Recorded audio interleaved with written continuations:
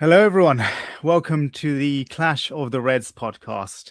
You have with me myself, Tamim, hosting the show today, and a few of my friends. We have a mixture of Arsenal fans, Man United fans, and Liverpool fans, hence the name Clash of the Reds.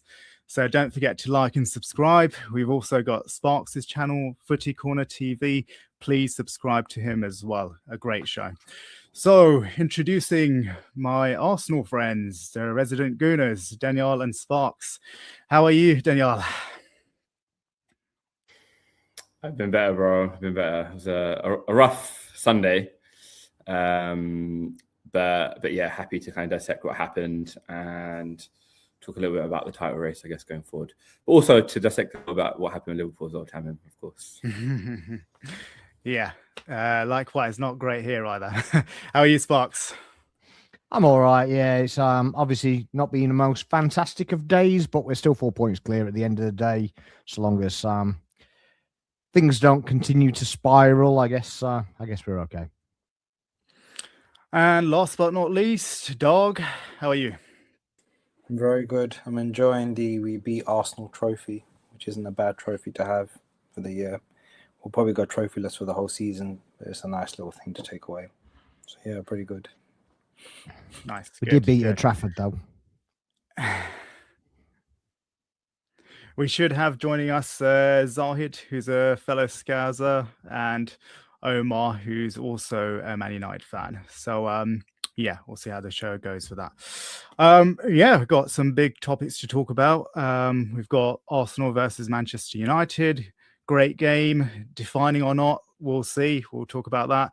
And of course, Liverpool losing to Bournemouth, another terrible result, pressure on Slot.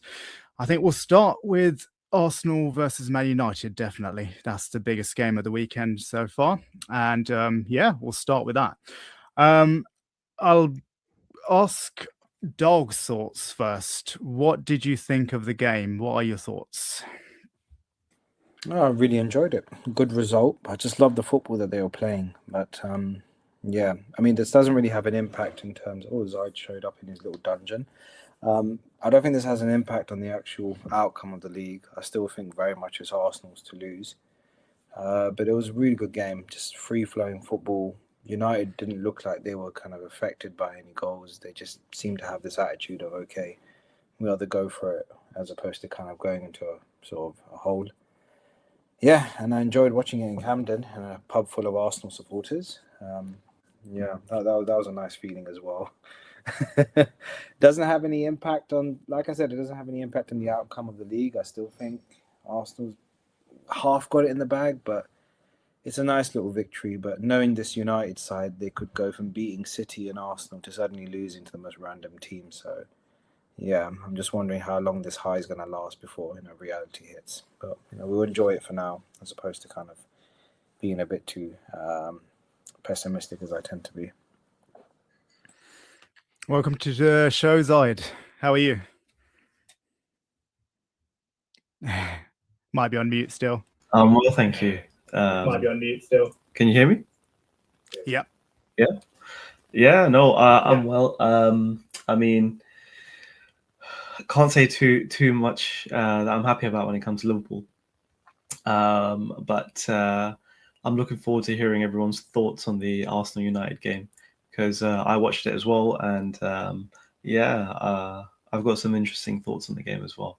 But yeah, I'll let you carry on where you left off. Yeah, we were talking just about that. I was just getting Dog's thoughts on it. And yeah, no, you seem pretty happy, Dog. Yeah, it was a good result for United for sure.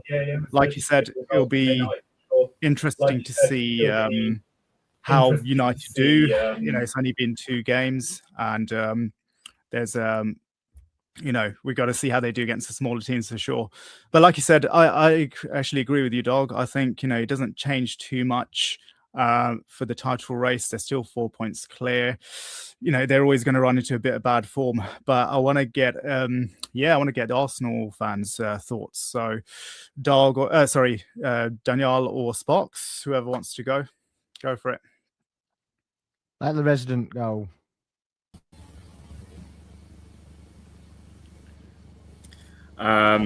So I guess my analysis of the games, the first 30 minutes, it pretty much was all us. We were in control of the match, creating really good openings and opportunities. I felt like United didn't really break us down, if that makes sense. And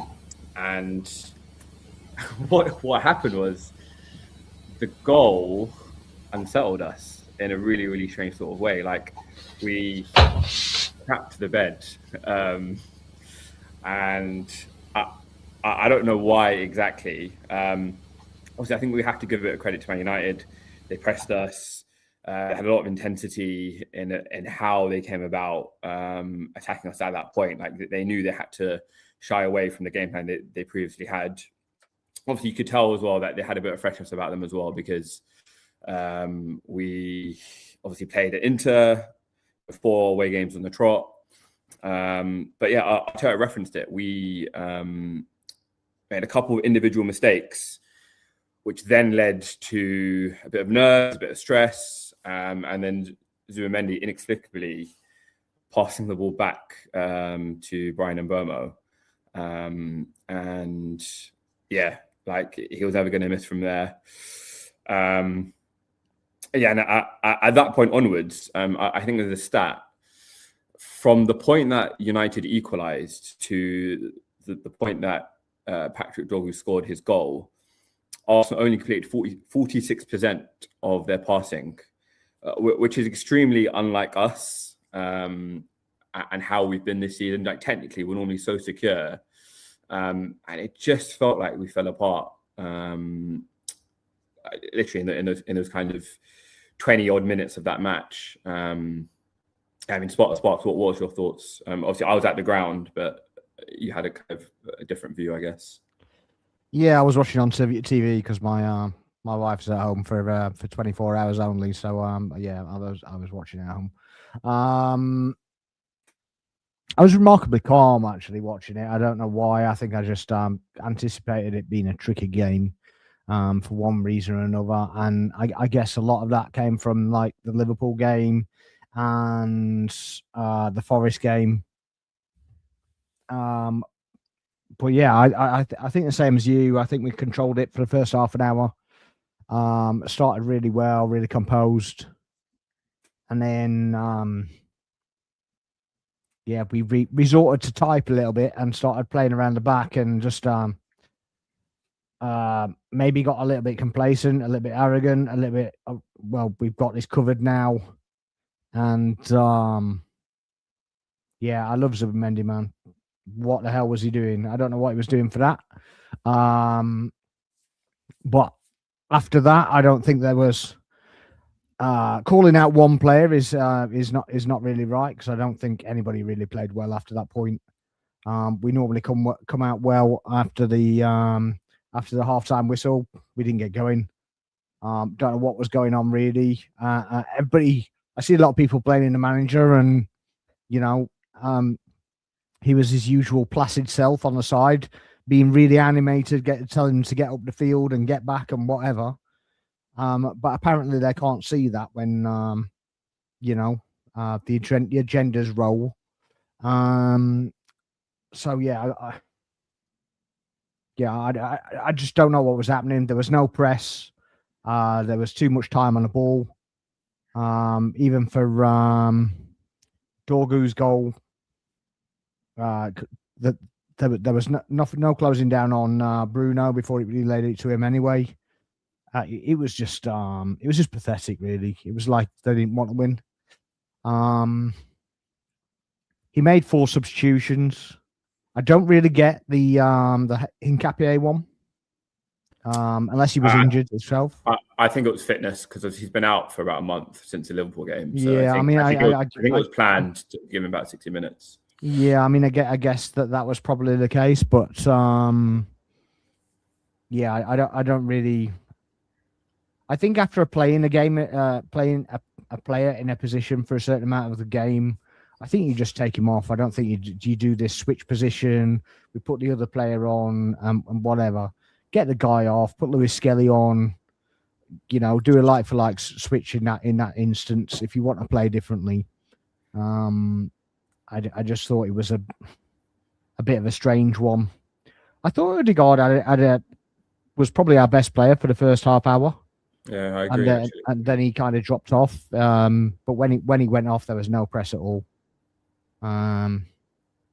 So yeah, not the greatest day at the office, was it? But with Dorgu's goal, so I'm in the stadium, so I'm sat in my uncle's club level seats, and he often gives his tickets away.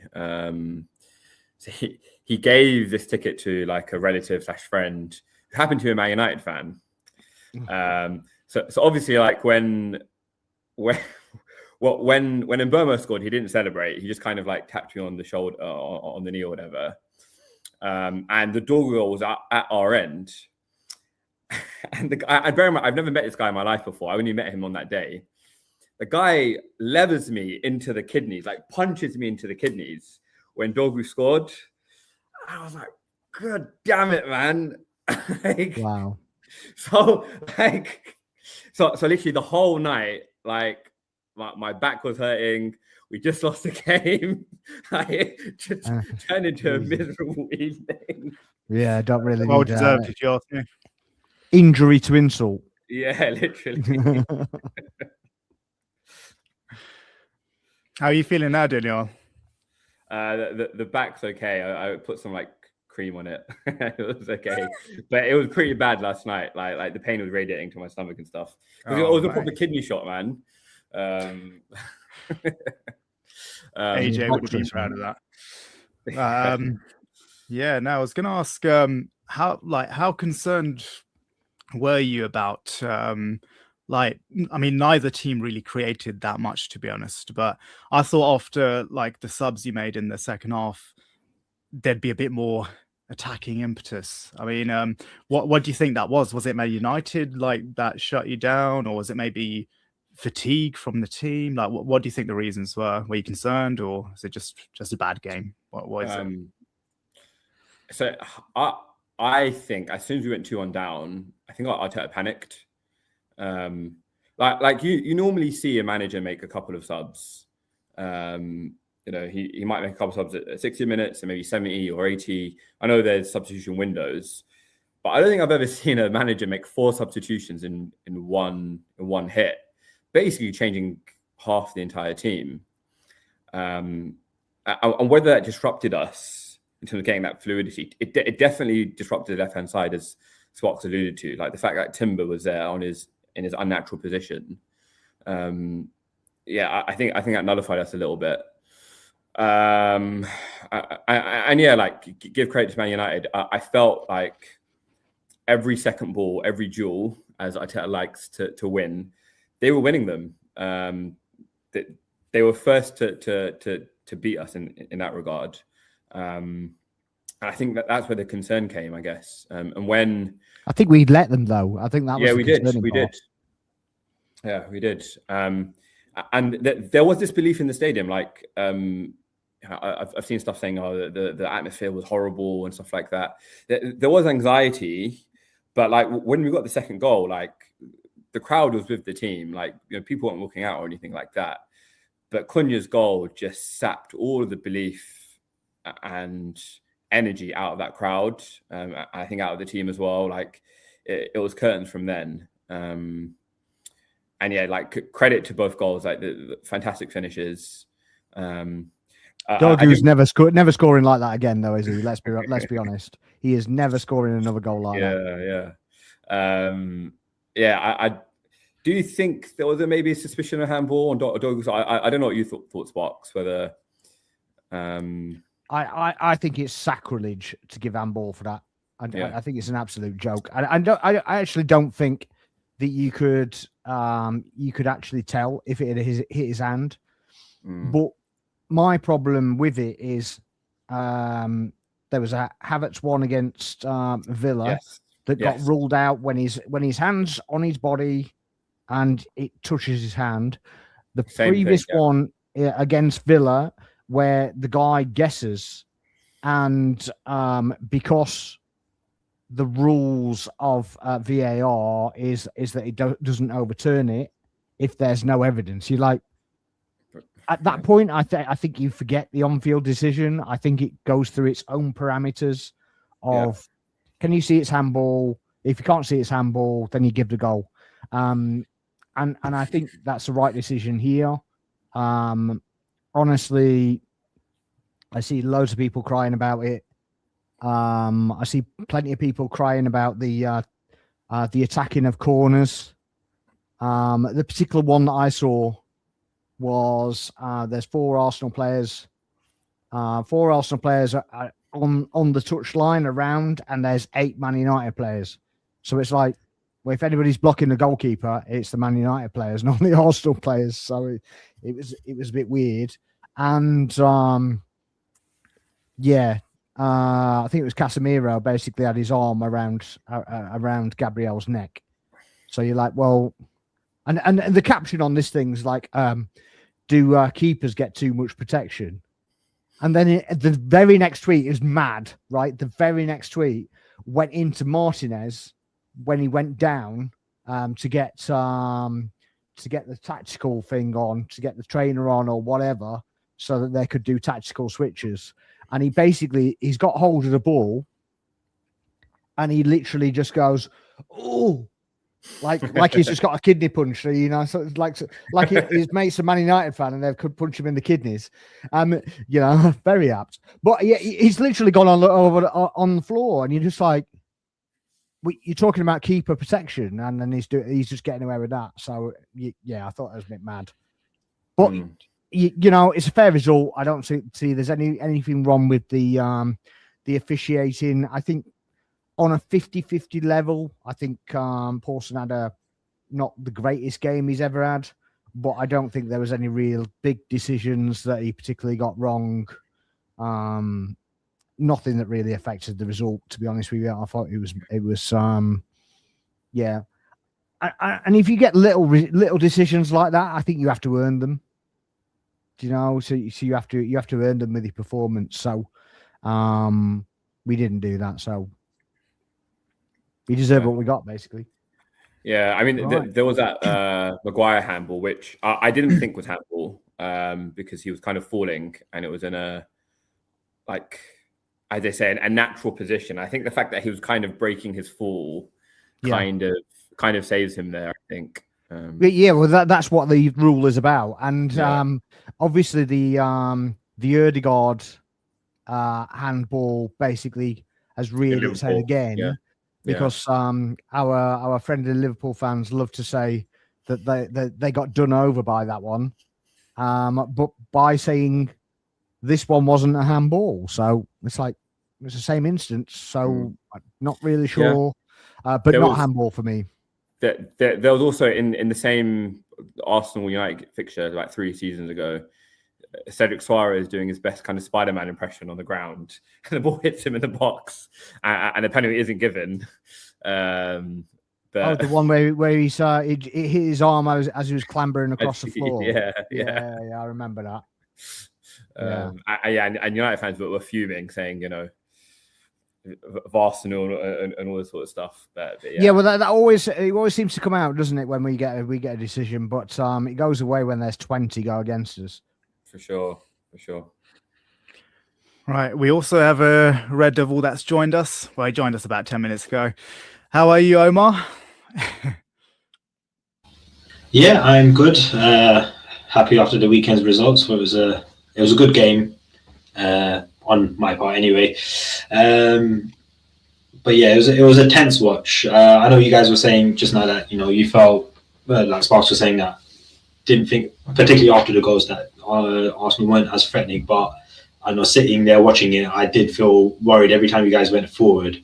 I don't know if it's just because of our leaky defence or your strength in going forward, that I did feel at any point you guys can get another goal back. So I was never really comfortable, except for maybe after the Cunha goal, as Daniel said, you could just saw the deflation of the Arsenal players. But I said they were done after that. But up until then, I was like, it can swing your way, and it almost did. Yeah. What are your thoughts overall on the game, Omar? While we're on you, might as well get your thoughts. What do you think overall? Yeah, so I think as pretty much what Daniel was saying, yeah, Arsenal were the dominant team for the first third of the match, and I think if you saw my message on the group, I was like, yeah, well, especially after you got that first goal, I was like, yeah, we're not coming back into this now. They'll maintain their lead. They'll probably even get a second or a third, and yeah, it was just dumb luck on our part really that we got those opportunities. But I actually think it was the first one, the one that Fernandes missed where Saliba got his touch on it. I think that's when you guys started getting a bit more rattled. And I think that kind of lifted us. I feel like after you scored your goal, that's when we actually started coming at you a little bit more. So that's when we got a bit of a boost. And that Fernandes missed that probably should have restored your faith that you guys have actually got this. But for some reason, it just went a bit further down after that. What are you? Sorry, yeah. Just on that, I do think there's an element of a psychological barrier there. sparx, do you remember the Southampton game 3 seasons ago where it finished 3-3? And I remember every Southampton game that finished in a draw when we'd either be at home or we'd be away. And it was always, just mad. Ramsdale makes a mistake. And obviously, this is in the running. It's in April, so you can understand like the nerves and the anxiety. It kind of felt a bit like that. Like the players, it felt like we were in the middle of the run-in, and like the title depended on this match. Like there was no composure there from the players, and I was just like, guys, it's January. Like just calm down. Yeah. And I think obviously United played on that and capitalized on that. It is my feeling.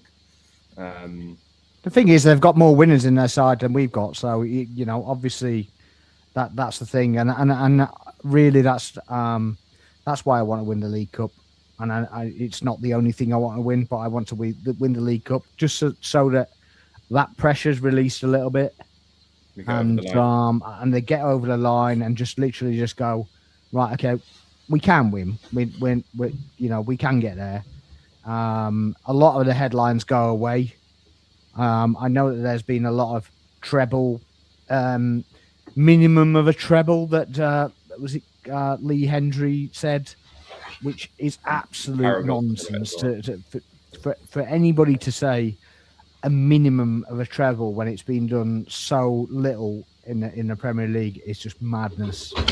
So obviously it's gone from the League Cup isn't enough. It's got to be one of the big ones. To now we're on a treble, but it's a crap league. So even winning it, it's it's no real assertion because it's a crap league. So everybody's just letting you win. Yeah, like Rio Ferdinand said, like we're very lucky that everyone else is crap. It's like, well, I would. My rebuttal to that is, isn't he lucky? Aren't Man United lucky? Because if Liverpool weren't crap, if Chelsea weren't crap, if Newcastle weren't crap, there's no way Man United would be in fourth right now.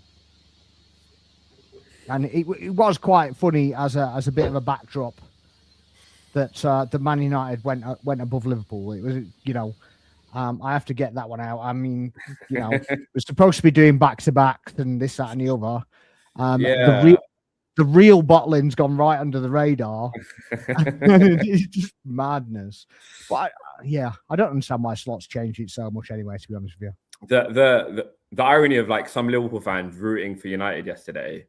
I'm like, come on, lads. These are your top 4 rivals. Yeah, just mad. Absolutely mad. Man United fans are doing it. Let's not get Man United fans are doing it. What's that, Zahid?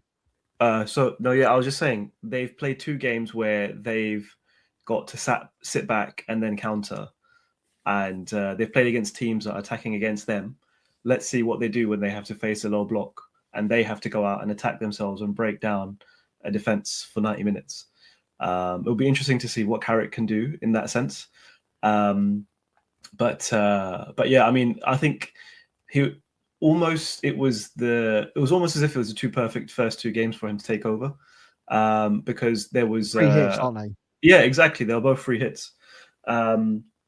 what I found interesting from the game was that just like Liverpool had that chance with Bradley hitting the crossbar when Arsenal were a bit complacent at the back. This time against United, you gave them 2 opportunities until they finally. We only had the 1 opportunity and we didn't capitalize on it. They got a second chance and they did capitalize on it, and it was almost as if. Let's not pretend you didn't park the bus as well, though. Let's not do that. Yeah.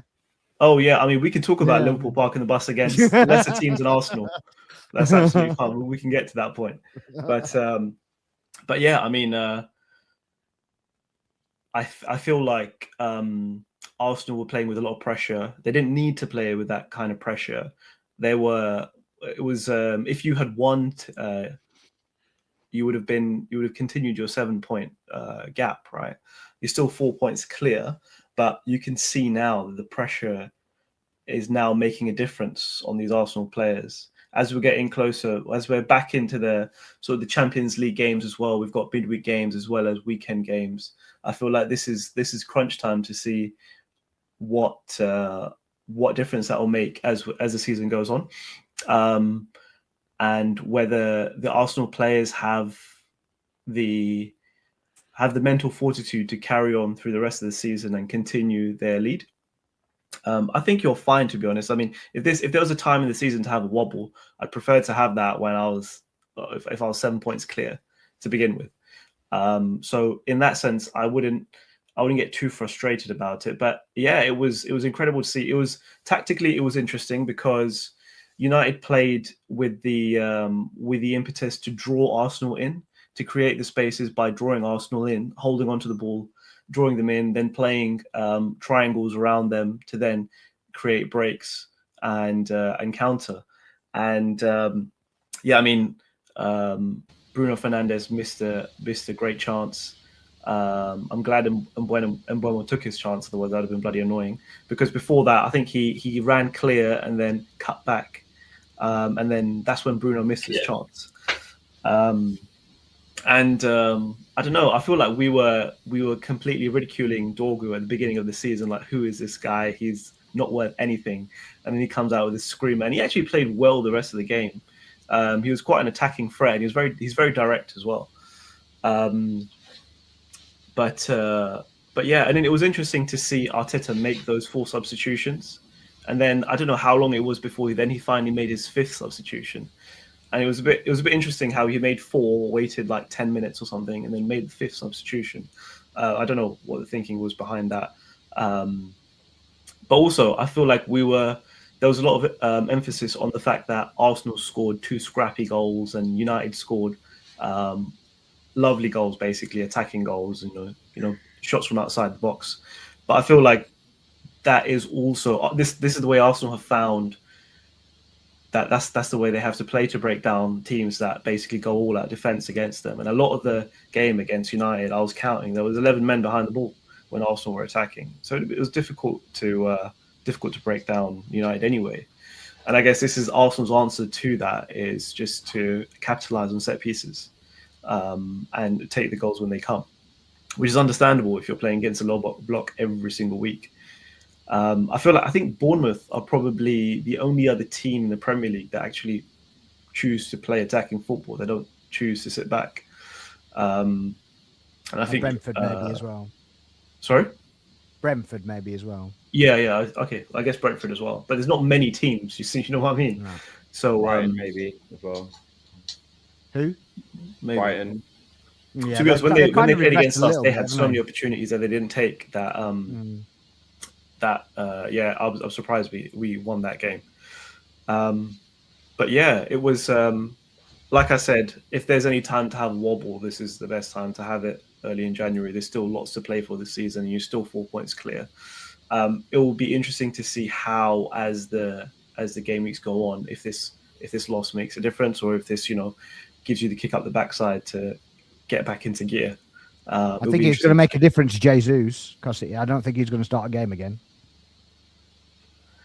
I mean, he played well in midweek. That's why he got the start, right? I think so. Yeah. And, Yeah. I mean, also Gyökeres made against the a low great block, is it? attacking clearance there at the end of the game. I don't know. He was where offside anyway. I think it was a foul anyway, wasn't it? It was offside. It was a Yeah, foul. it came up. Yeah, it was offside in the end. Was it I offside mean- or was it foul? I can't remember. It was a foul. I think, I think it was a Foul, foul. But what gets me is that the defenders can do whatever they like to attackers, but as soon as attackers touch a defender, And, they do that tumble, and it's weird. And Cunha, for all his decent work, that play acting at the end is just not necessary. You just don't need to do that. Yeah. That's who he is, though, right? sparx. we saw. Yeah, we saw but a lot I of mean, that. I just don't really understand it. I mean, I will say I'd rather have I'd have him. But there were people doing combined 11s and only putting one Man United player in combined 11s, and it's just nonsense, to be honest. And they've got good players. It's just the system that didn't work for them, and the way they approached the game, they didn't know if they were coming or going, really. And you know when they're back, because Bruno starts complaining about everything again, because he's literally been passive for about 2 months. And in that game, he was in the referee's ear the whole game. And I was like, right, well, that's Bruno. That's what you get with Bruno. He's literally doing that the whole time. And I don't even mind that, to be honest with you. It's just you actually know that he's back. But everybody calls him a rat and whatever. But it's like, well, he's just getting decisions off the referee. And for the most part, he was kind of working. But he was like, well, a lot of it is like you can concentrate on football as well as moaning at the referee. You know what I mean? But I didn't think he had the best game yesterday. I thought some people saying he was really good, but I just saw a lot of wayward passing, a lot of misplaced passing, and the attacks failing through him when we were attacking. But if it was coming from the left or the right, rather than down the middle, that's when we seem to be a little bit more threatening there. To be honest with you, I think that he was the only one that was really feeling the pressure. I think everybody else played it as loose and just. It doesn't matter what we get. It doesn't matter what happens. That's a good point. And he played it like there was real pressure on it. Mm-hmm. So maybe he's off in the summer. Maybe that's what it is. It's the last Emirates game. So, what do United boys think of what you're saying about Bruno maybe moaning a lot to the referee? You know, he's had that a lot, you know, in his career, right? What do United boys think of that? I mean, do you guys mind that much, or do you like the passion he shows? What are your thoughts on Bruno? You might as well go first, because I'm going to say something inappropriate. Sorry. I mean, I know Roy Keane complains about it, but he was probably in the referee's face just as much as Bruno was. He might not have been flapping his arms about as much, but Who was? Roy Keane. Now, back in his playing days, he was probably in the referee's face just as much as what Bruno does. Just doesn't flap his arms about and have a moan with the rest of the players compared to what Bruno does. But it is what it is. It's part of the game. A lot of the players do it, particularly in the European circuit. You see whenever you're watching the Champions League, you see Real Madrid, Barcelona. They're all the players always surrounding the referee. So it's not a great thing to see, but there's not much we can do about it, really. Yeah, and if anything, it's probably worse with the Spanish teams. So Yeah. Very good point. Very good point. Anything to add, Dog, or in full agreement with Omar? Nothing. I mean, it makes sense that he probably wants to, when his Twitter got hacked, they wanted to do a collaboration with Bonnie Blue. So yeah, that's what I'm sorry, man. I could have helped myself, innit, man? Probably showing how far his lungs can go, but like you don't want to get cancelled, innit? So moving on. While we're on United, actually, I was going to ask you guys, what do you think of Carrick so far? I mean, it's only been 2 games, and like, you know, you guys, Zayed and sparx mentioned, it's 2 teams where, you know, the pressure's not quite there, 2 top teams they've played against. It'll be interesting to see how they do against smaller teams. But still, at the same time, have you seen instant differences between how you guys are playing versus like how Amorim was maybe setting up? Yeah, you can sort of see the players seem to have a bit more freedom. Supposedly they're having a little bit more walking around a bit more of a smile on their face. Apparently, Amarim's training sessions were very intense and very tactic focused, whereas and quite long, so that was draining the players. Whereas Carrick's ones are a lot more shorter, faster, and supposedly have a bit more freedom in their training session. So apparently that's put a bit of a smile on their faces. So I think he's managing the players probably a little bit better, using the players to the best of their ability. So where Zahid mentioned, where at the beginning of the season, Dorgu was getting a lot of heat. I think part of it was that he was being played out of position, or not out of his, maybe not his best position. Whereas since in more recent games, he's been in that more favoured left side attacking role, and that's why we're seeing a little bit the better out of him. I did bring a smile to my face when he scored, particularly because I know that both of you in previous pods, separate points, have both slagged him off, said that he's shit and don't know what he's doing in the Premier League. So that gave me a little bit of a smile there. Yeah, I think, as I said, really, we need to give it a few more games. We can't just do the whole Ferdinand, let's give him the contract, slam it on the table. We are playing Man City and Arsenal, where we both went in as underdogs. So when you're the underdogs, you have that freedom to just go gung-ho and do what you need to do. Whereas we need to see what it is like when we come up against, I think our next match is Fulham away, I think. So we need to see how we do in a team against a team like that, but also go further down the league against the likes of Everton and West Ham, etc., where we have to be the ones to actually go on the front foot, and we'll see how Carrick can set his team up then. Realistically, I don't see him being the manager next season. I do think they'll probably try and go for, depending on what happens in the World Cup, maybe Tuchel or Pochettino. I think previously I said that I reckon he might go for Glasner, but I don't think that will happen. From what I've heard, in his previous clubs, the same thing has happened, where after a certain period of time, it falls apart between him and the board and he ends up leaving. So I don't think they'll want to go through someone that has history of repeated mistakes like that. So, yeah. Who do you want as manager? I don't think he would go for it. I would like to see someone like Xavi come into it and just see how he handles the Premier League. He did well at Barcelona, but realistically, I don't think he would want to take the job. I think. What about if Carrick really proves himself? Like what Roy Keane was saying. Even if he wins every single game, I still wouldn't give Carrick the job. Do you agree with a statement like that? Please, no, I think 5 games. I think if he does prove himself for the rest of the season, then yes, because I think the difference with Ole is he had that great run of games. They gave him the permanent contract, and then it went downhill after that. If he can maintain that, then I wouldn't mind him getting the job. It would be nice to keep an old figure at the helm there, and keep that continuity of the players going into management and sticking with United. But yeah, I think with Roy Keane, there's a bit of history between him and Carrick's misses. So I think no matter what Carrick can do, Carrick can bring home a treble next season, and Roy Keane will still not be happy about it. So behave, dog, behave. So I was listening to Cunha talking after the game about what impact Carrick has had on the team, and he mentioned about how how they were talking about they need to bring in someone with United DNA back into the club, blah blah blah. So Cunha was talking about how Carrick has been able to bring across to the players the importance of playing for United and what it means to the fans and to the city and that sort of stuff.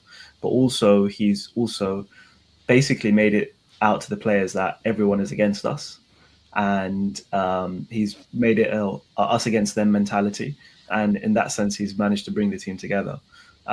With regards to Oliver Glasner, I think the United board are more than happy to bring someone in that they can just puppet master, and that's why Carrick is there. Really, I feel like someone like Oliver Glasner, if he is the kind of manager that wants to speak out and give his 2 cents, then lead to or not being willing to take him on. And I think that's probably what will happen. Maybe that's Stand Up United and other clubs in the Premier League from wanting to actually take someone like him on. But as we were talking about United, a question I asked before on the WhatsApp group chat, with Casemiro saying that he's leaving at the end of the season, are you United fans happy that you're going to get, what is it, 375,000 a week off the wage bill? Or are you losing a load of experience in your midfield? What are your thoughts? I would, based on this season's performances, I think we'll be losing a hell of a player there. In a dream world, we'll keep Casemiro on reduced wages, but I can still dream. But yeah, no, I think I wouldn't mind keeping Casemiro for his experience there, particularly if let's say things do go well over the next few weeks and we can push for the Champions League. We do end up in one of the Champions League places. It would be useful having his experience there next season. Because particularly with a lot of these players now, they wouldn't have played Champions League football. They wouldn't have known how to handle it. And it would be great to have someone there that's actually won the thing. Was it 5 times? So I think we'll be losing his experience there. And how about Cole Palmer to Man United? There seems to be some links there, and he's expressed a desire, I believe. It feels like a no-brainer, but would you take him? Where did he fit in? So he's a childhood Man United fan. I just don't know how we would be able to get him, how we would fit him into the squad with the current players that we bought last season. Yeah, that's my only reservation. How would he be willing to accept to be like on a squad rotation basis, or does he want to be starting every week? So yeah, and that's my only hesitation. I don't know how we would fit it, and particularly with I would say our priority would be more a deep lying midfielder, and maybe someone as another fullback as well, rather than another attacking player. Dog, what do you think of the Cole Palmer links? I think he's just missing the proper chips you get up in Manchester compared to the shit you get in London, man. You know? Yeah, cool player, interesting. Would he work in United? Probably, but knowing United, things might go tits up. And you said we know when they face small teams. Just to clarify, isn't Arsenal a small team? And also, just regards to Carrick, I mean, I like him. I think he's injected a bit of that United spirit, but I don't want us to get too excited, man. I don't want us to be like Brooklyn Beckham, where if we brush our teeth, we think we're a dentist or some shit like that. Let's just kind of like manage expectations a bit better, you know? Keep him to the end of the season. They need to have some sort of direction. And as much as I hate to kind of like mention Arsenal in a positive light, they need that kind of vision, that passion. I sound like that Indian Chelsea guy, don't I? They need that vision and passion that Arteta's brought, you know, that system. Whether the Carrick's the man or somebody else, I don't know, but if it ain't broke, don't try and fix it. So yeah. But yeah, Palmer's a good selection. Some interesting comments as well. I probably should read out some of the comments, yeah. And again, don't forget to subscribe and hit the like button. So let's go for one of the early ones. Cobra Kai said, United played free. Arsenal played like they were carrying the hopes of North London in a rucksack.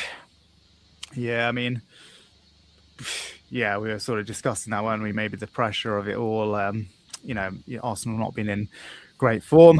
B97C says, what was Noni bloody thinking running the ball out play at 2-2, to which they go on and score from the goal kick?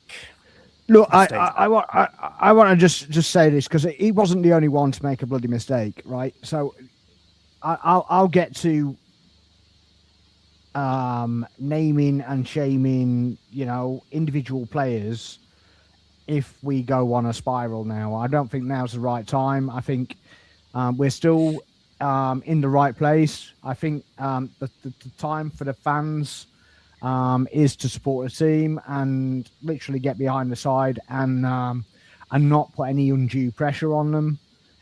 Literally just be a 13th man or whatever you call it, and 12th man more. But yeah, I mean, obviously you can pick out individuals, but you can be doing that until the cows come home. You can do that with any performance, with any team. So that's why it's a team. Yeah. And Charles 87 comments, question for you, sparx.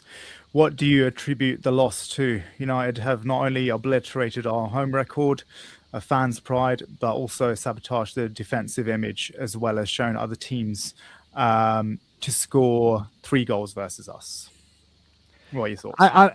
I mean, records are there to be broken. So at the end of the day, that they get broken. That's life. That's football. That's why we love the game. That's the first thing. We lost to a United team, and we kind of touched on, and I think that maybe we got complacent, a bit arrogant in the when we scored the first goal. I do think we tried to score. I think we had decent chances to score, but individual errors, I think, led to the downfall. And on another day, we win that game. Fair. Right, I've just got one more question, then I want to wrap up the Arsenal Man United talk. This is for the Arsenal boys. How concerned are you about the form from Arsenal recently? It's not been at the best. Is it just a minor blip, just to be expected in any long season, or is it very concerning? What are your thoughts? Am I going? I think it's concerning, but I don't think it's the end of the world. I think we're still in a good position. I think that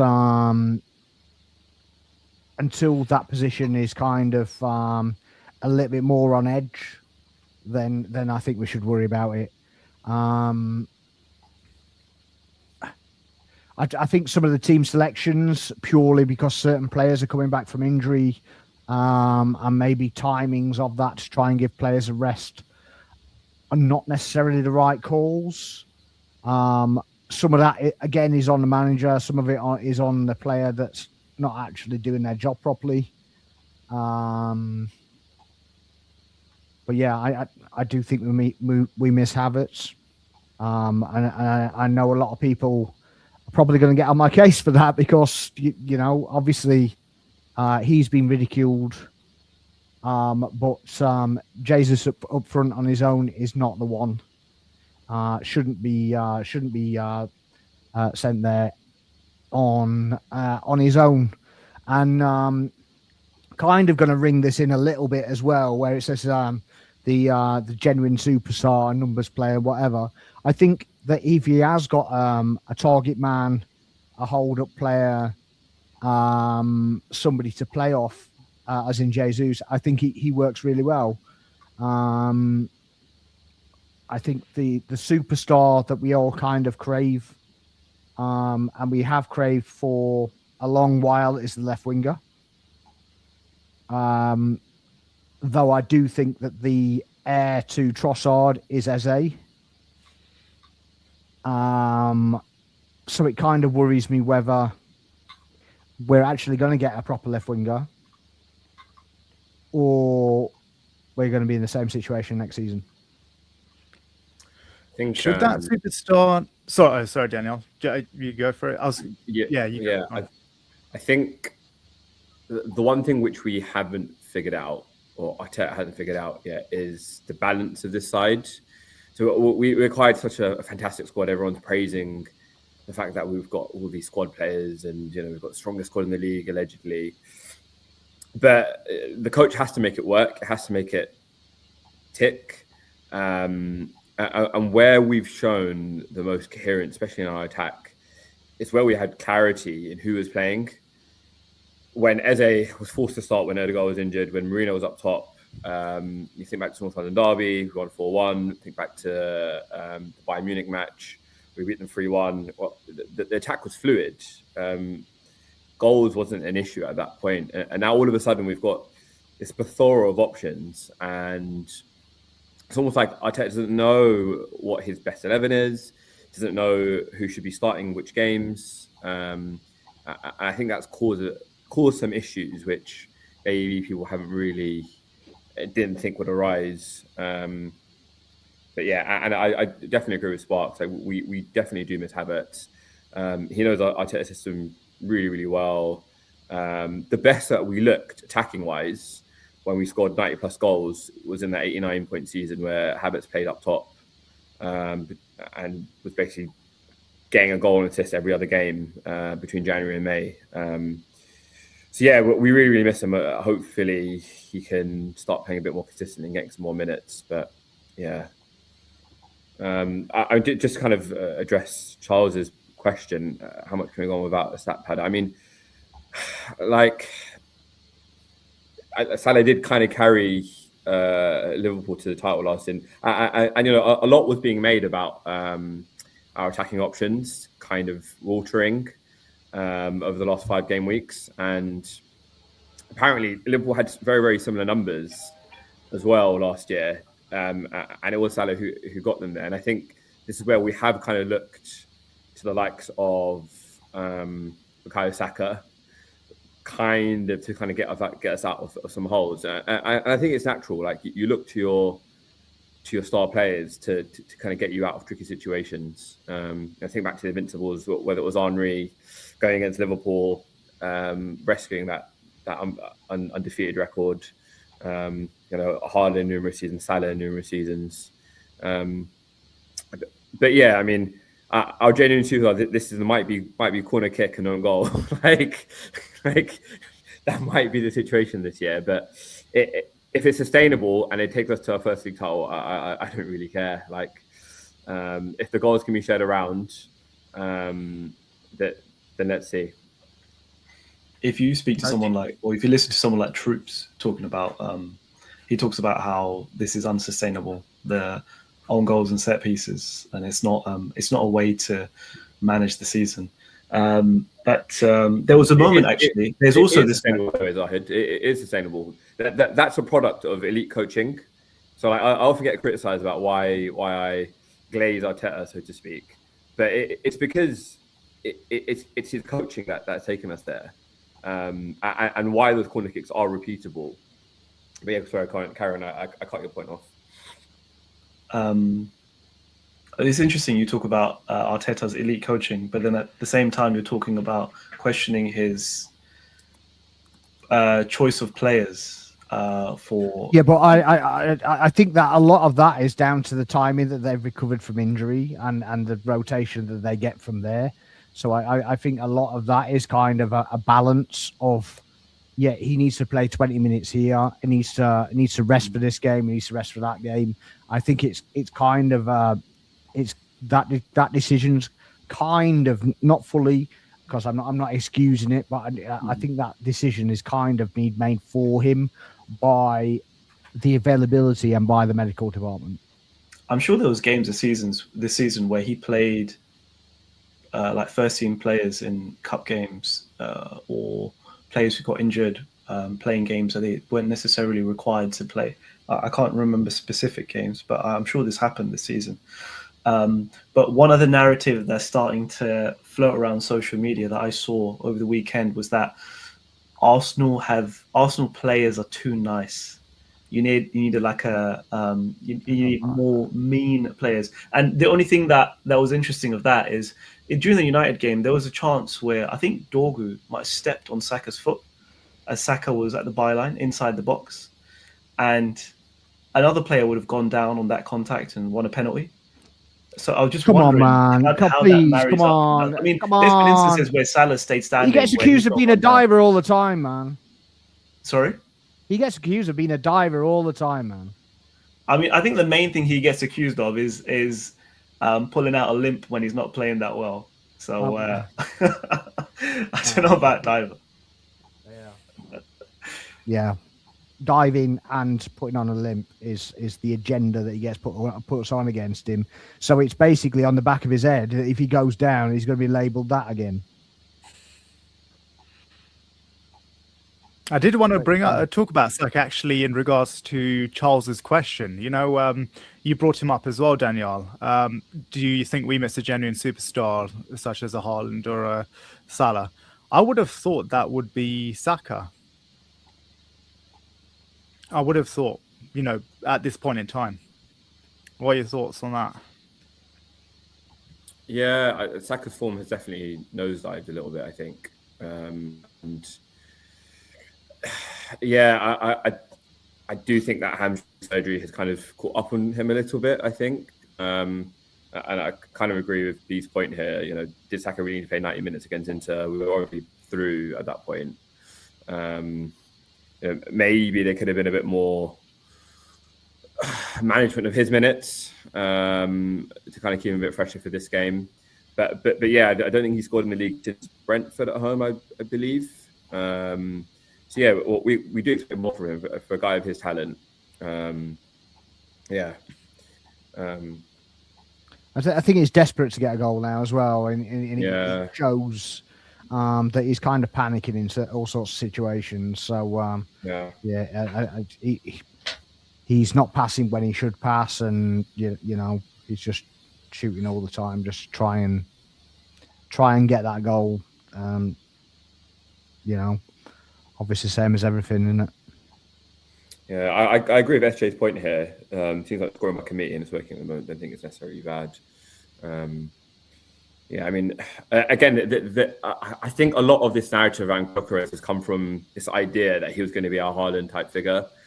This is the guy that was going to propel us to our first ever league title in 22 years, and he was never going to be that guy.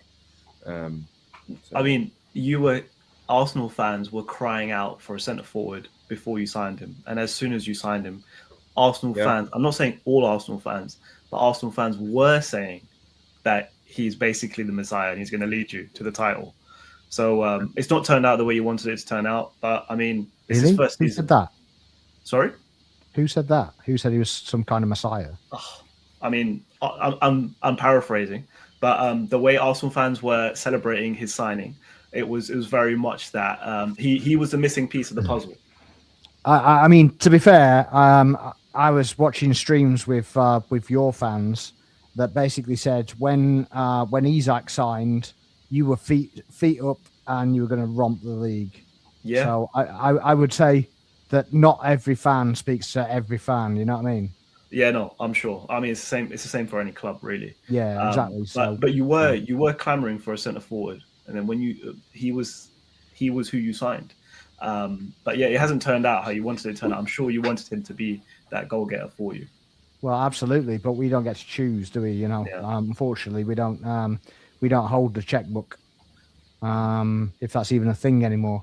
But you know, we kind of just have to suck up and get behind the player that we signed, and if it doesn't work, then he gets sold, isn't it? I mean, the thing is, I don't think he'll get sold. He signed a 5-year contract. I mean, send him back to Portugal? The thing is, I mean, I don't think we bought him for that a ridiculous amount of money. It's not as if we spent 80 to 100 million on him. Yeah, it's 55 million. The number's been blown out of proportion. Yeah. And he's not getting his bonuses. If he's not scoring, he's not getting his bonuses anyway, is he? So it'll stay at that figure.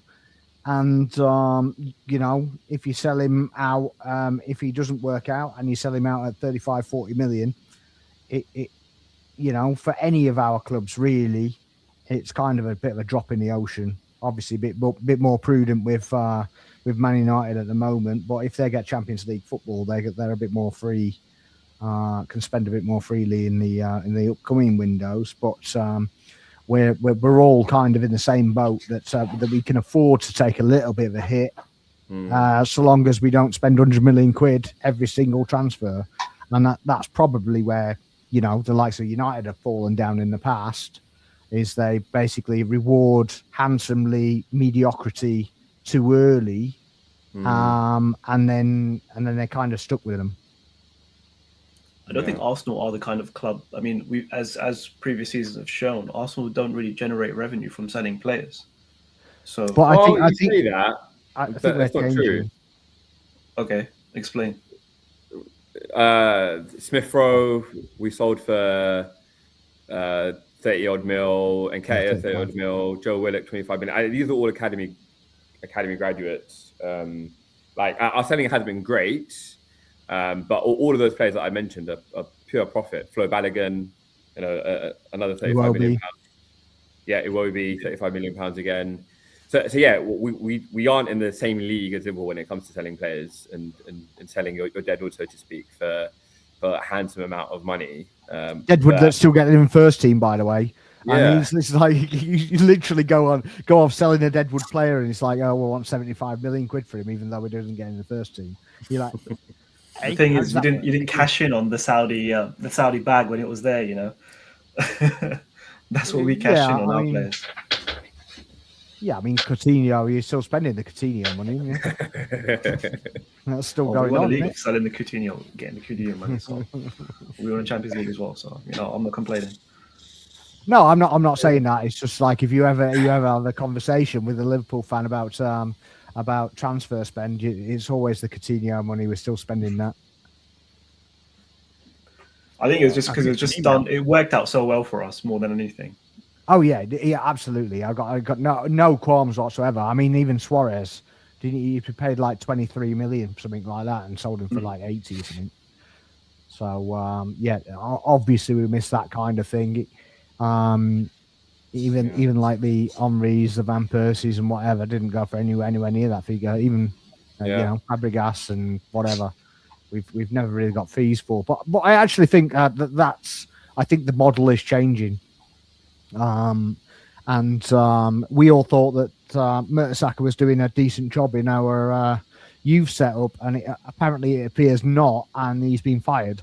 So yeah, obviously it just shows what we know. You know what I mean? When we're looking from the outside, it obviously shows that that they have standards for the training academy, and maybe now they're not looking within the club. And they're now going to go with, serious players, and that's kind of what we all hope for our own clubs, that we get serious people in, rather than just somebody that's towing the line and yes sir, no sir, 3 bags full sir, and then you end up with Marquinhos for 3 million quid, and it's like yay.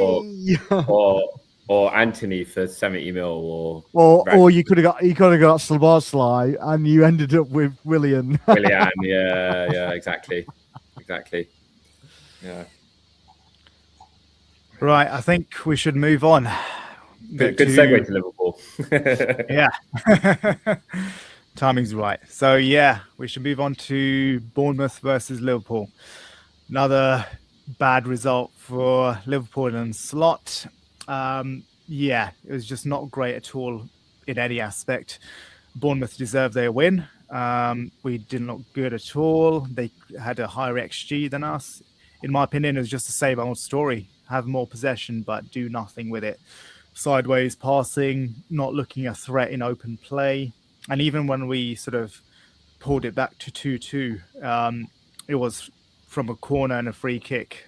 It was, I mean, not that, those goals don't count. That piece is all right when you do it, though, yeah? No, I've not complained about you guys doing it. So, like you said, you can't take opinions from 1 or 2 fans and say it's everyone. But, it was a case of, not looking good in open play, not looking good at all, and defensively making mistakes again. Yeah, just the same old story. I think the pressure's, obviously building more and more on Slot. No wins in the Premier League in 2026. Not a great stat with the squad that we have. Zahid, what are your thoughts on our terrible team? I think it's interesting because I was listening to Slot after the game I was listening to Slot after the Champions League game, and how he was talking about pundits complaining about Liverpool looking boring because having to play against low blocks on a regular basis in the Premier League, and when they get a chance to play against a team that sort of comes at them, then they have a better chance in terms of scoring goals and whatnot. And I guess it kind of made sense what he was saying. But when you start to see things like Slot talking to Curtis Jones on the byline and telling him to get into that space, and Curtis Jones is like, what space? Like, what are you talking about?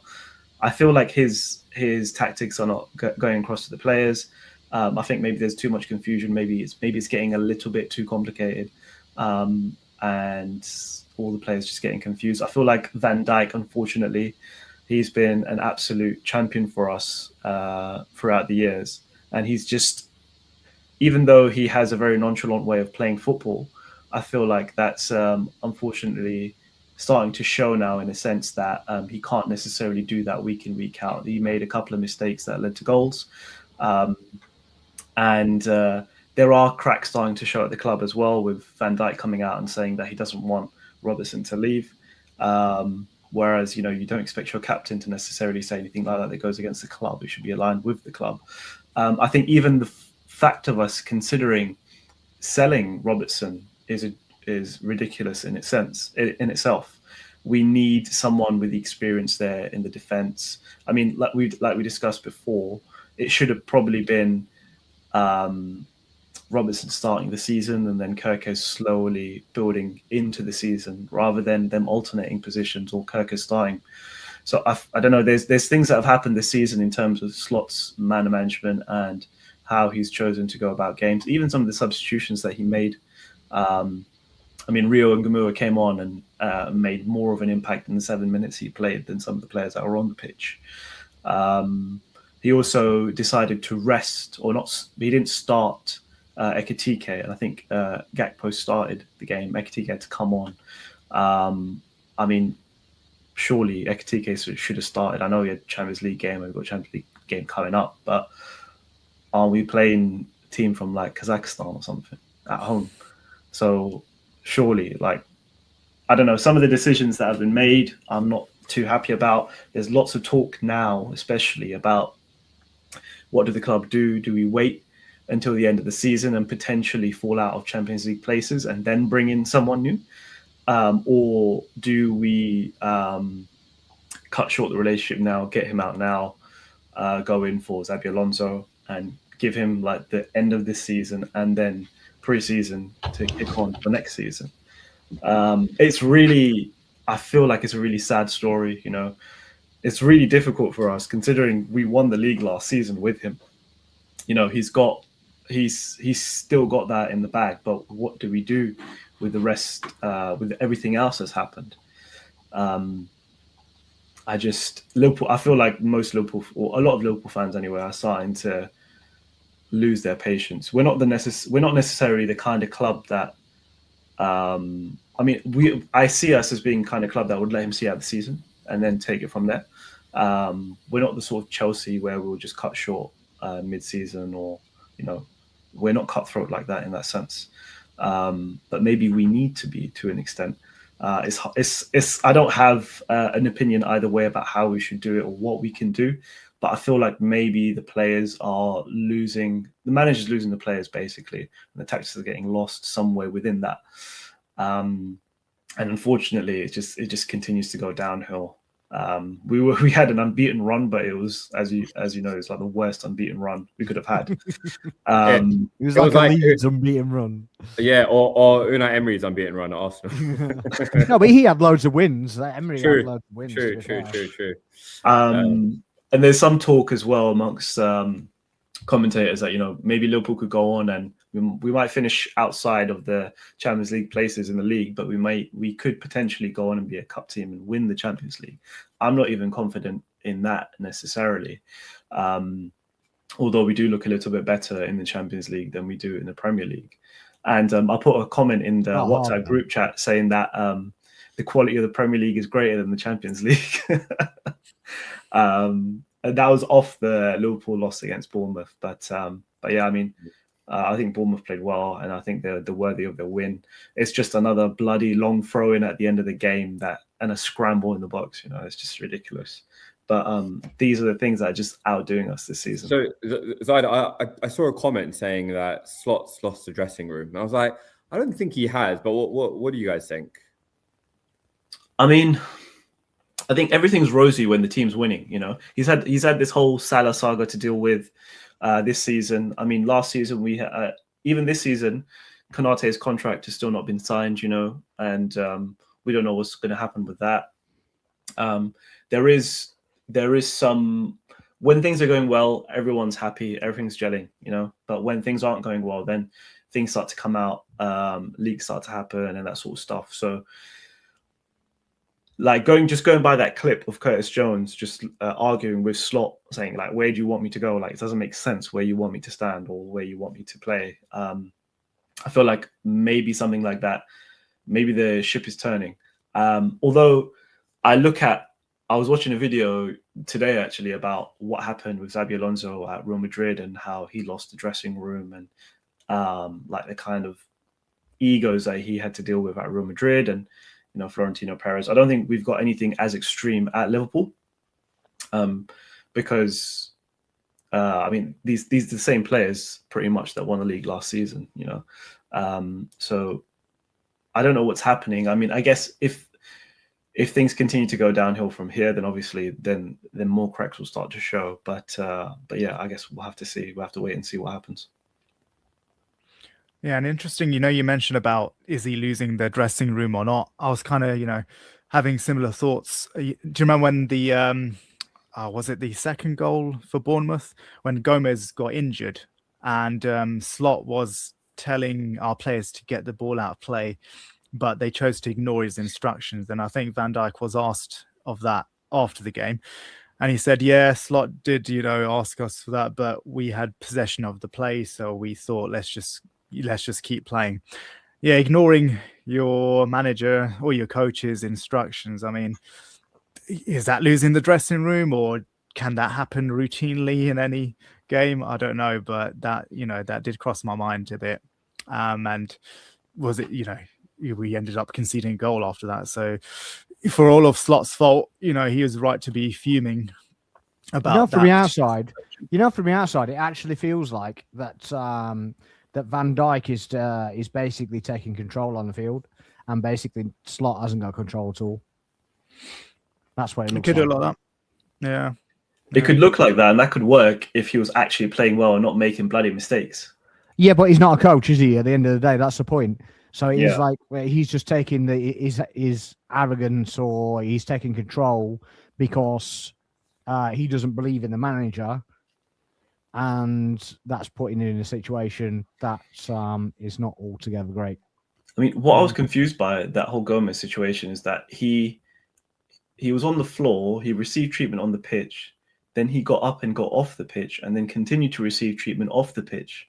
And I think that was about 6 minutes within which Bournemouth scored. If he could have just stayed on the pitch and continued to receive treatment there, and then the game would have been stopped. So even then, I think that that was a mistake anyway. And I don't know what was going on. The medical staff should have told, if Gomez was going to have to receive treatment for that long and they weren't sure if he was going to come back on, that should have been relayed to the bench for them to then organize Endo to come on earlier. I think it's just a mismatch of errors, honestly. Do you reckon Robertson stays to play centre back now that Gomez is out? I think he'll be there for depth. I'm not sure about centre back. I think Slot's going to try Endo or Gravenberch at centre back if Konate and Gomez are out. He might even pull Szoboszlai into centre back. He's tried him at right back anyway, so he might as well do centre back as well. Yeah. And I feel like he's one of those plug and play players of Szoboszlai, right? A little bit like Declan Rice. Like play him anywhere, he's going to put in a good, decent performance. Yeah. Yeah, he does get. He's missed in midfield though when he doesn't play there. Yeah, it's definitely very visible when he's not there. Yeah, one of our few shining lights of the season. But yeah, I think with the Robertson situation, I think it's also where Tsimikas, we had trouble recalling him. And from the way Roma fans actually go on about Tsimikas, I'm kind of glad that that's not happening. So let's keep Robbo, hopefully. Yeah, he's not having a good time out there, apparently. So, keep Robbo. We need him, definitely. But we had a bit of debate about the Robertson move, didn't we, Tamim?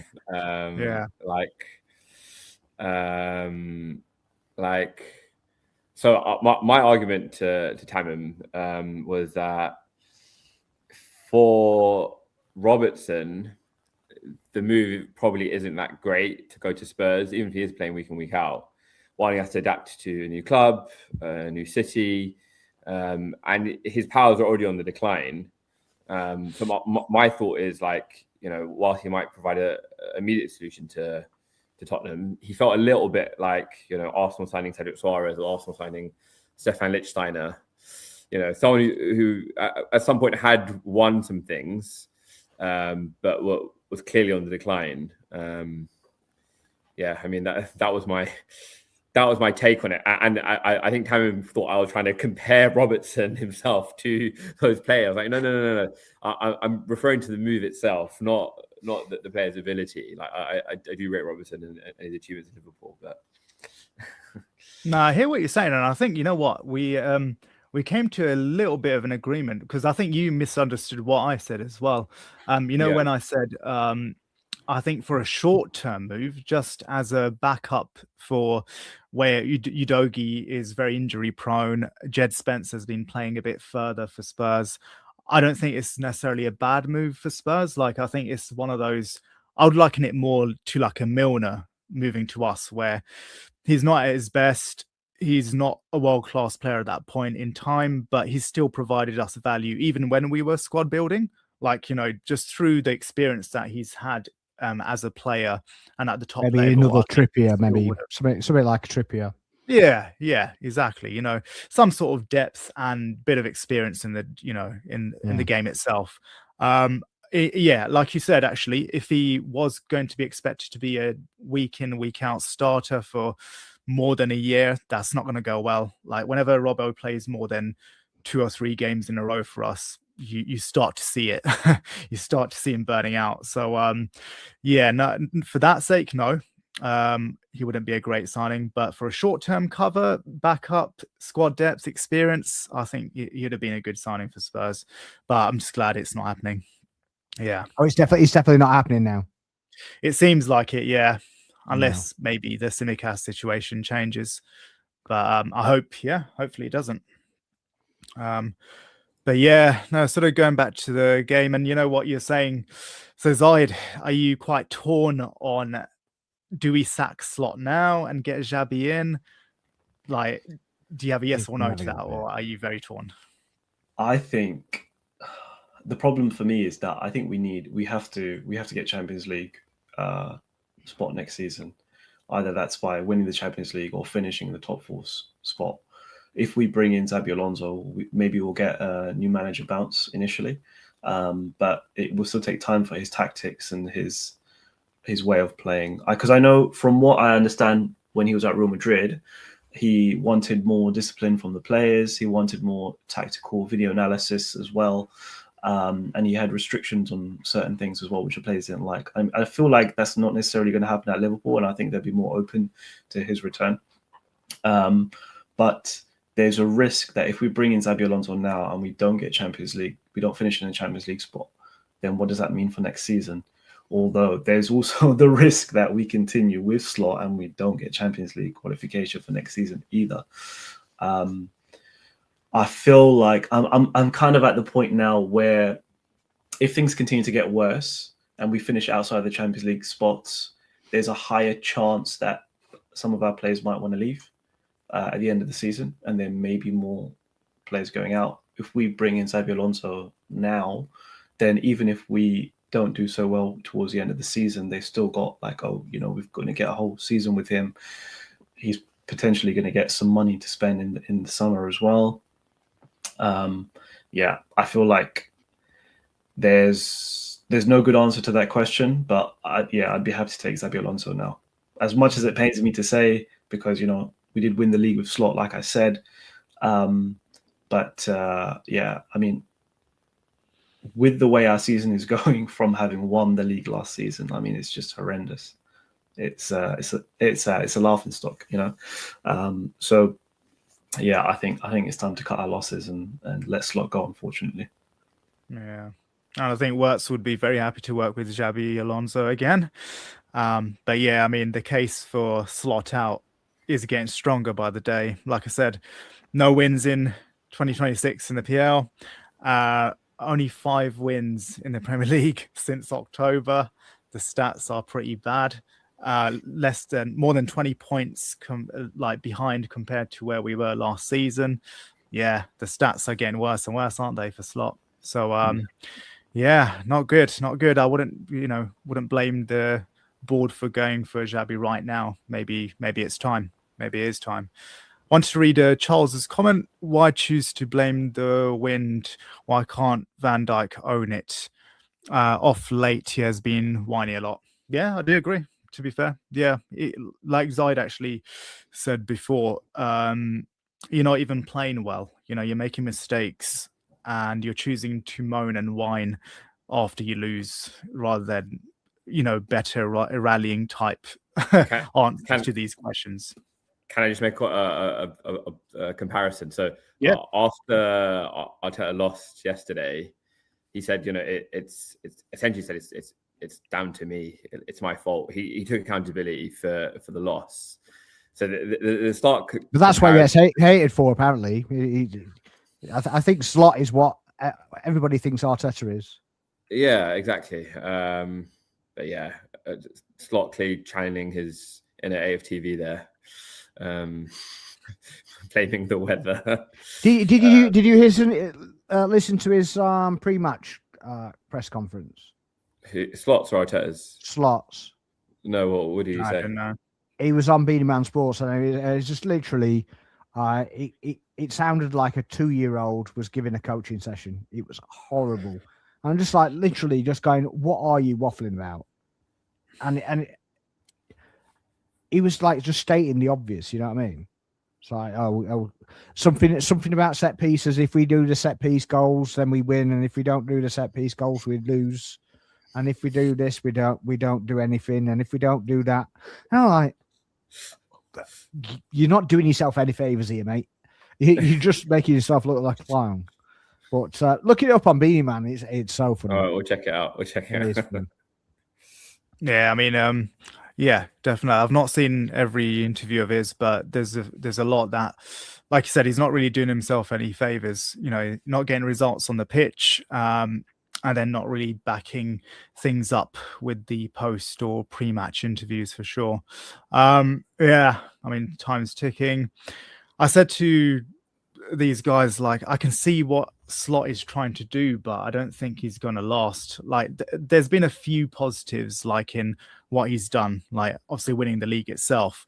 Then also to a few of the players, like I've seen improvements with Curtis Jones, the way, his decision making has improved in the final third, and that overall tiki-taka style of play that Slot's trying to implement, the amount of touches we're getting in opposition's boxes, how much better we are in tight spaces. It's that sort of model that Pep at City, Barca, what Arteta's doing at Arsenal, that ability to hold the ball further up the pitch.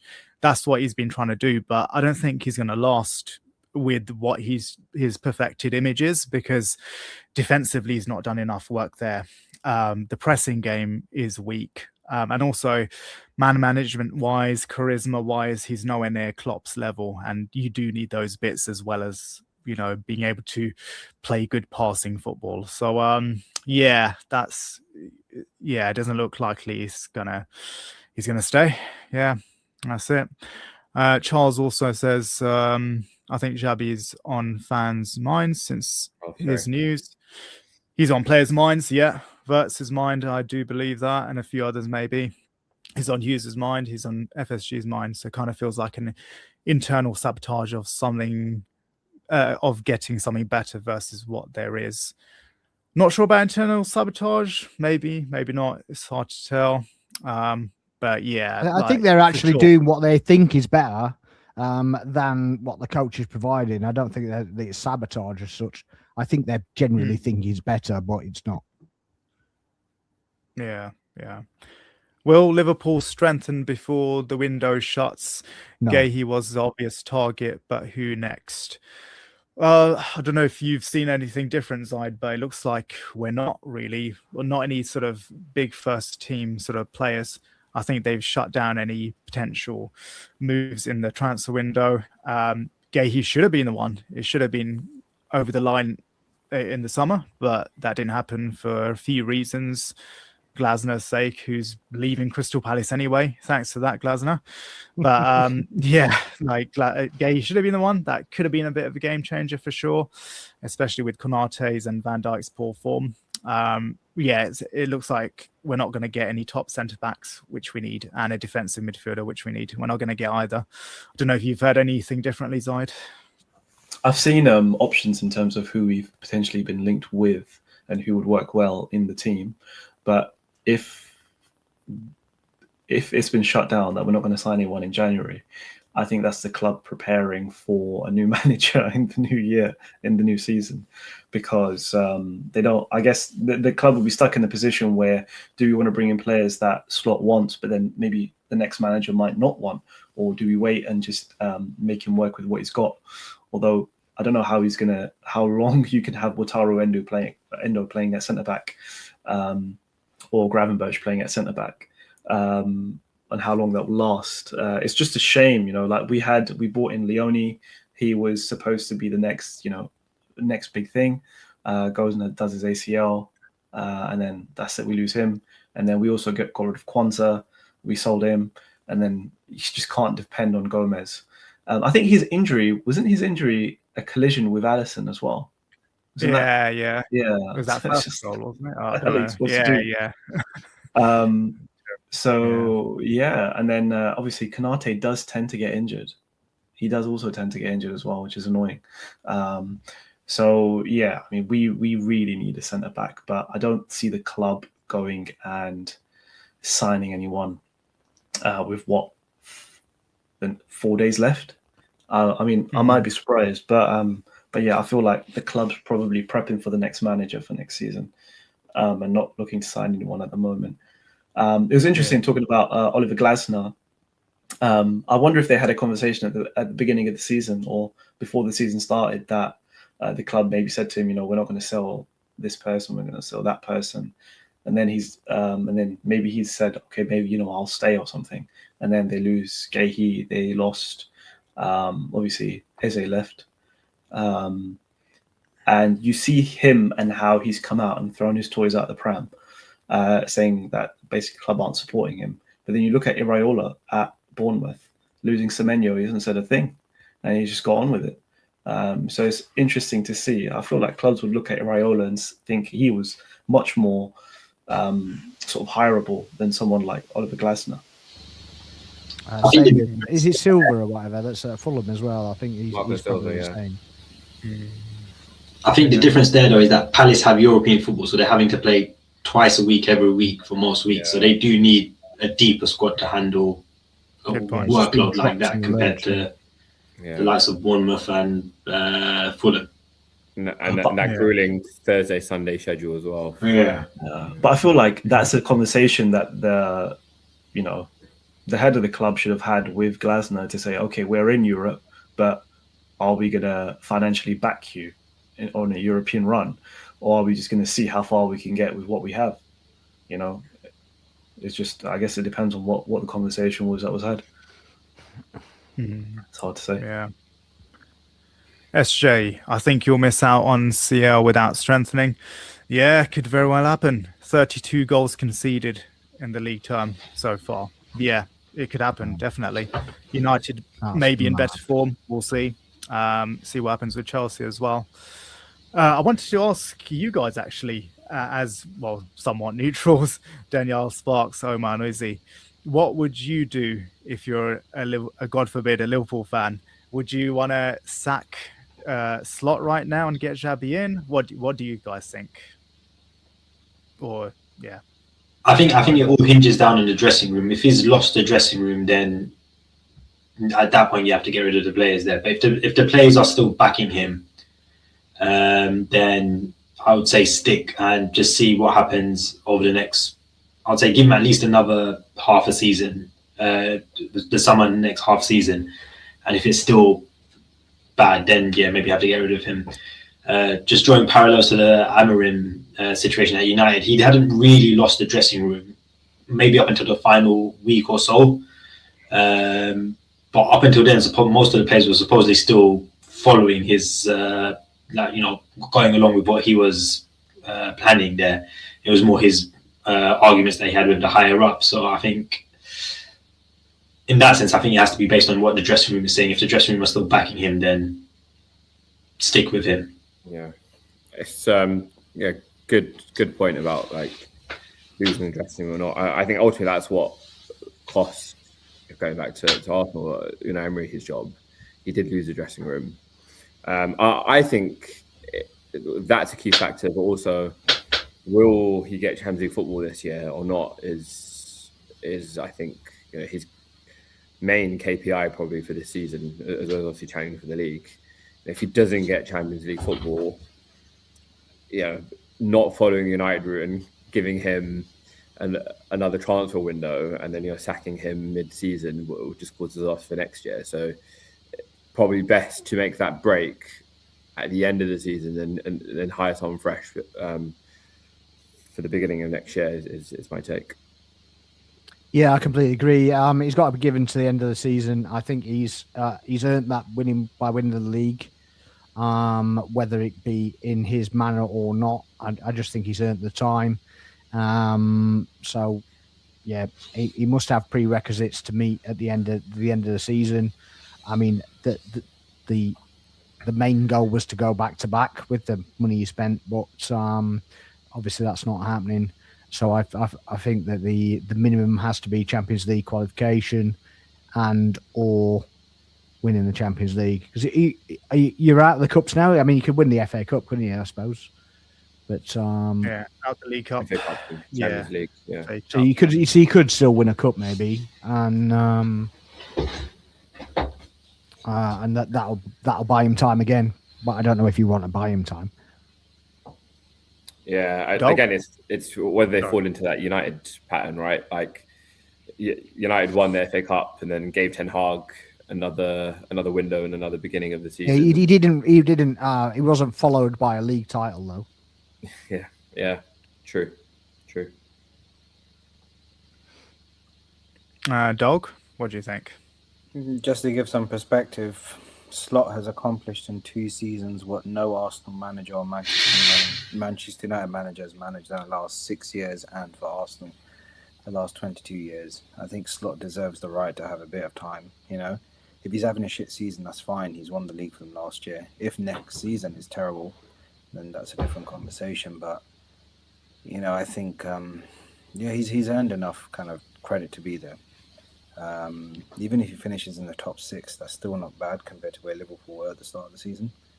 So I wouldn't most Liverpool fans would just they're a bit topsy-turvy, aren't they, innit? Just tell them to go watch the 2005 Champions League highlights. They'll be okay after that, innit?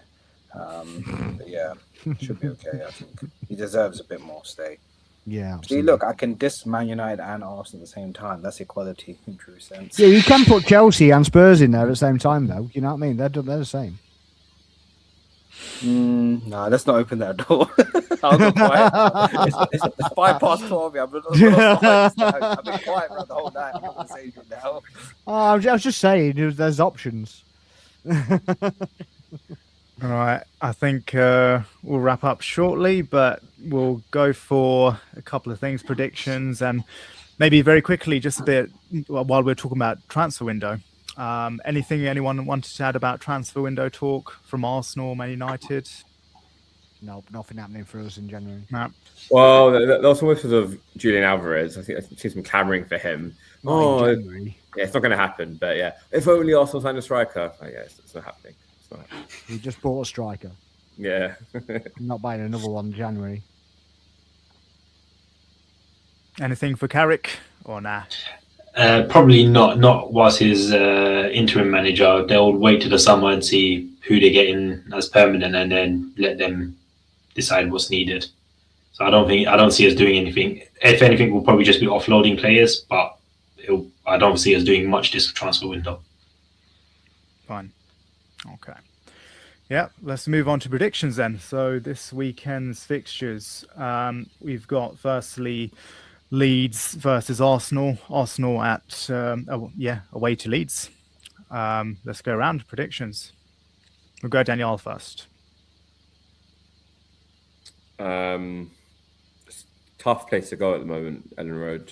Again, it's not going to be a hammering by any stretch. I'm going to go for 1-0 Arsenal.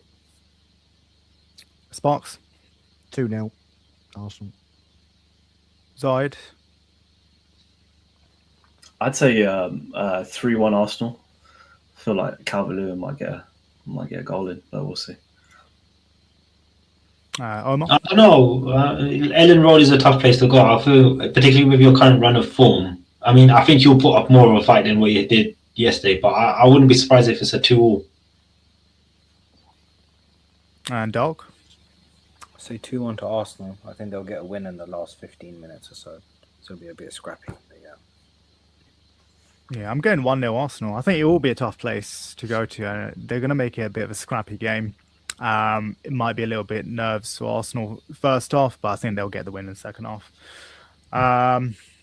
Liverpool versus Newcastle. So Liverpool at home for this one. Let's go Dog first. So Liverpool are playing who? Newcastle. I think And it'll it's be 1-0. Anfield. It'd be a boring draw. Yeah. Omar? 2-0 Liverpool, I think. Zaid? I think that this is such a huge game for Liverpool and Newcastle. Whenever we play each other, it's like a derby, basically. It's a massive game. I mean, I thought Newcastle would put up a better fight against Aston Villa because I think Villa went to Newcastle as well, right? And they battered them there. So I don't know, man. The way we're playing at the moment, the players will be up for it. I could see us winning 2-1, maybe. Sparks? Lose 2-1 to Newcastle. Liverpool's goal will be a set piece. I don't mind if it's a free kick that Szoboszlai takes. I'll take that over a scrappy corner. Yeah, Newcastle will score 2 own goals.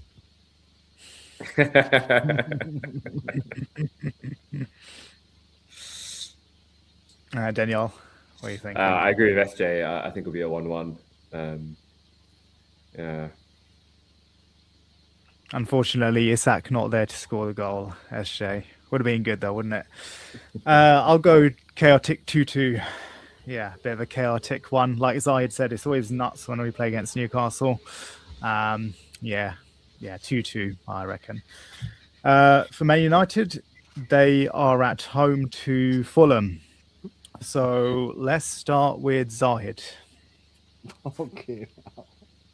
I think this will be an interesting test for Carrick to see. I guess they'll be playing at home. And let's see Fulham sit back. It'll be interesting to see how Carrick tactically sets up for this game because he got both spot on for the Arsenal game and for the City game in terms of how they set up to play. So it'll be interesting to see. I could see this being a 1-1. Let's go Sparks. 2-0 United. I mean, they've got no midweek games, so, you know, he can just put the same team out. Dog.